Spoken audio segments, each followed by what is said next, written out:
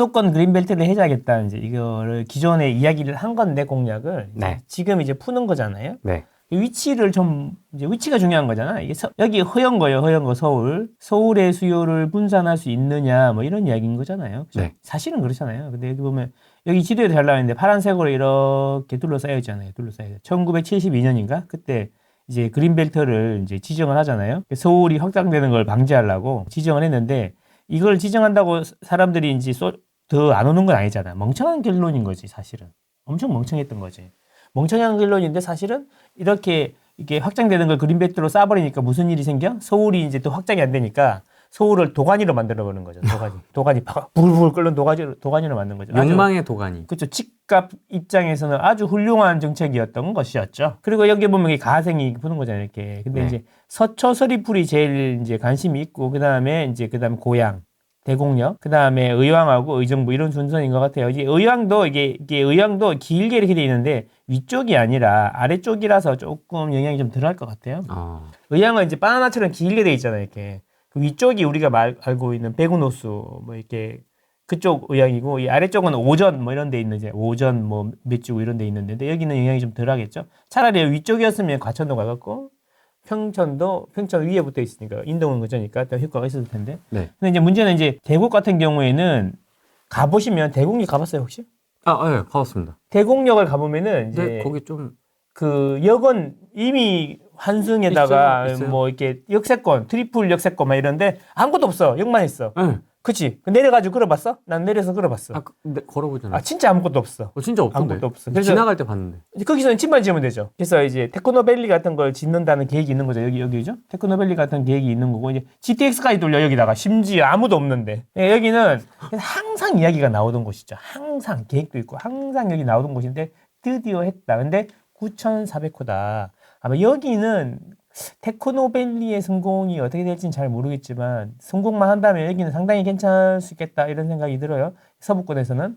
그리고 이제 의정부는 그 민락지구하고 고산지구 사이에다가 지정을 했더라고요. 여기는 7,000호.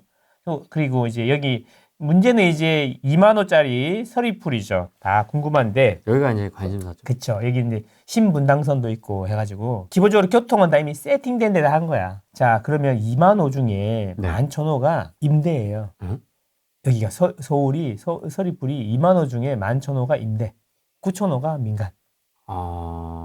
그래서 조금 좀 비중이 높네요. 그치. 근데 요거를 생각해봐야 되는 게 이 그린벨트라는 게 서울을 확장을 막으려고 한 거지만 개발 제한을 해가지고 뭐 자연을 보호하고 막 약간 이런 느낌도 있잖아요. 그럼 이거를 풀라 그러면 명분이라는 게 있어야 되잖아요.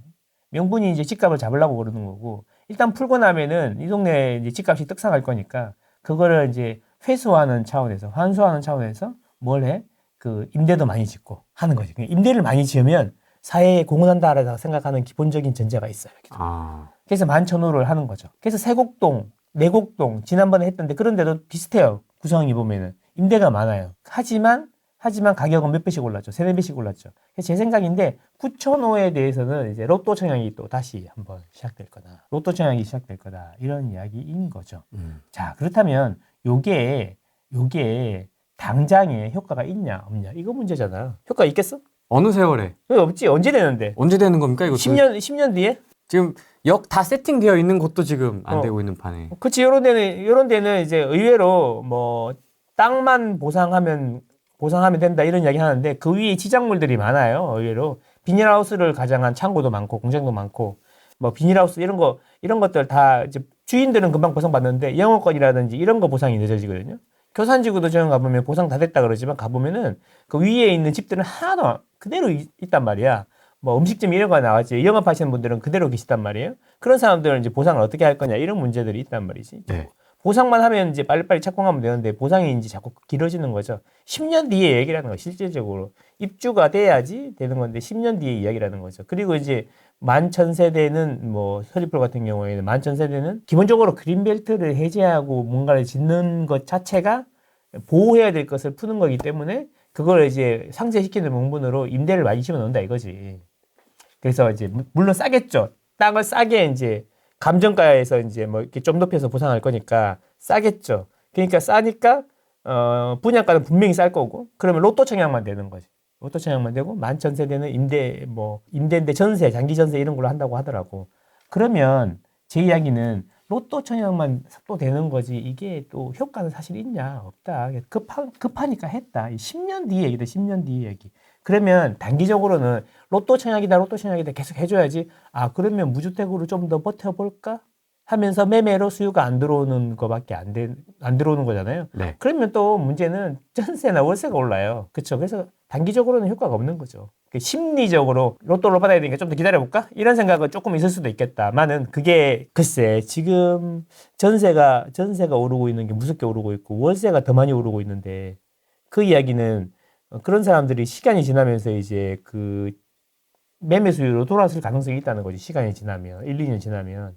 근데 이제 전세로 기다린다고 해서 매매가 안 오른다고 해서 좋아할 게 아니야. 어차피 결국엔 다 오르게 돼 있어. 전세 매매를 안 하면 전세가 오를 거 아니에요? 전세가 오르면 결국엔 다시 매매로 돌아오니까 시간의 문제지 오를 거는 다 오른다는 거지. 그러니까 요렇게 갈 거를 요렇게 만드는 거죠. 등락을 더 심하게 만드는 것 뿐이야. 네, 이 시점에서 왜 지금 갑자기 그린벨트 얘기가 나온 거예요? 이게 집을 많이 짓는다는 고라고 해줘야지. 그런 거잖아. 집값이 막 올라요. 야, 집값이 너무 올라 뒤지겠다. 전세도 오른다. 월세도 오른다. 그러면 국민들이 뭐라 그래요? 단순하잖아요. 지금이 그러니까 이 정부 뭐 하는 게 뭐 있어 도대체. 막 지난 정권에도 그러고 이런 정권에도 그러고 하는 게 뭐 있어. 항상 반대편에 있는 거니까. 그러면 이제 우리도 국토부 장관 지금 집값이 왜 오르는 겁니까? 국토부 장관이 들어. 예. 대책을 마련하세요. 네. 그럼 대책은 뭘 마련해요? 아니 집이 지금 뭐 한다고 집이 되는 게 아니에요. 나와가지고 예, 국민 여러분 지금 뭐 우리가 발표한다고 되는 게 아닙니다, 국민 여러분. 그래서 이 집값이 안정이 안 될 겁니다, 여러분. 그러니까 빨리 사세요. 그러니까 빨리 사세요. 갭 끼고 사세요. 갭 끼고 사세요. 말을 이렇게 이건 할 수 없잖아. 그렇게 할 수는 없잖아. 그러면 그래서 뭐라도 해야 되니까 지금 발표할게요. 이거 자르고 지금부터 그린벨트를 해제해서 주택 공급을 확실하게 할 수 있도록 하겠습니다. 가로 열고라는 구를 계획을 말하고 싶습니다. 라고 말하는 거죠. 그런 거잖아요. 그래서 결국 이게 실현이 되면 3기 신도시 봐봐. 얼마나 됐죠, 지금? 와. 지난 정권 때 우리 2026년에 다 입주한 줄 알았잖아요. 2년 남았어요. 분양했어요. 사전 분양했던 것도 취소하고 있는데. 그래서 이제 아무리 빨라봐야 7년, 평균적으로 10년 이상 간다는 거죠. 금단은 2000년 초반 노무현 정권 때 지금 지정했는데 아직도 부장하고 있잖아요. 지금 하고 있죠. 그렇죠. 그러니까 이게 쉬운 게 아닙니다, 절대로. 그리고 이제 세상이 많이 바뀌었잖아. 옛날처럼 강압적으로 야 여기 집 지을 거냐 나가. 싫은데요? 확 밀어. 야 물도 갖고 와 밀어. 약간 이런 시대가 아니잖아. 나가세요. 글쎄요. 보상을 해주셔야죠. 막 이러는데 문제는 이제 권리자도 있지만 무권리자도 있잖아. 무권리자들도 안 나가. 안 되는데요. 그러면 이제 그러고 막 같이 막 데모해 주는 사람들 같이 누워 있고 막. 같이 누워 있고 막 이렇게. 그러면 강제로 못해. 무권리자라도 그런 거 아닙니까? 사실 그런 거하고 똑같은 거죠. 그죠? 노점상이 사실 불법인 건 알지만 쉽게 뜯어내지 못하는 거하고 똑같은 거잖아요. 예전에는 강남구에서 불법 노점상 다 뜯었어. 그냥 철거하는 거 내가 눈으로 봤거든요. 그냥 와가지고 모자 쓴 아저씨 와가지고 뜯고 실어 갔어 바로. 그렇지. 이제 그렇지 않잖아. 그러니까 더 어렵다는 거지. 그래서 이게 장기적으로는 이제 요것들이 이제 어떻게 요것들이 이제 입주를 할 건데 사실 1년에 서울에 적정 입주 물량이라는 게 뭐 10년 평균으로는 35,000호고 그리고 인구 대비로는 5만 호 정도 되던데 5만 호 좀 안 되는데 지금 2만 호 이거 가지고 1년치의 반도 안 된다는 거죠. 그렇죠. 그렇죠. 이건 효과가 있겠냐라는 거죠. 그것도 한 방에 빵 하고 나오는 게 아니잖아요. 그렇지. 요거 나올 때 다른 거랑 같이 겹쳐서 나와야 되는 거거든요. 근데 실제로는 제가 보기에는 재개발 재건축을 활성화하는 걸 해야 되는데 재개발 재건축을 활성화하는 법을 지금 엄청나게 많이 통과시키고 있고 노후 계획도 특별법도 하고 있잖아요. 그거를 더 빡차를 가야 되는 건데 그 재개발 재건축 열심히 하는 거는 사실 부작용도 많죠. 정권 유지 입장에서는 집값도 올린다고 그런 이야기 하니까 국토부 장관님께서 대책을 마련하는데 안 할 수는 없고 그냥 일단 발표는 해야 됐고 그럼 뭐 할 거예요 이제? 여러분 제가 뭐 발표한다고 해서 집값 떨어지는 거 아닙니다. 당장 공급될 수 있는 것도 아닙니다. 진실은 이렇습니다, 여러분. 그러니까 빨리 집 사세요. 전세 살지 마시고요. 이렇게 말할 수 있냐고 국토부 장관이 미쳤어.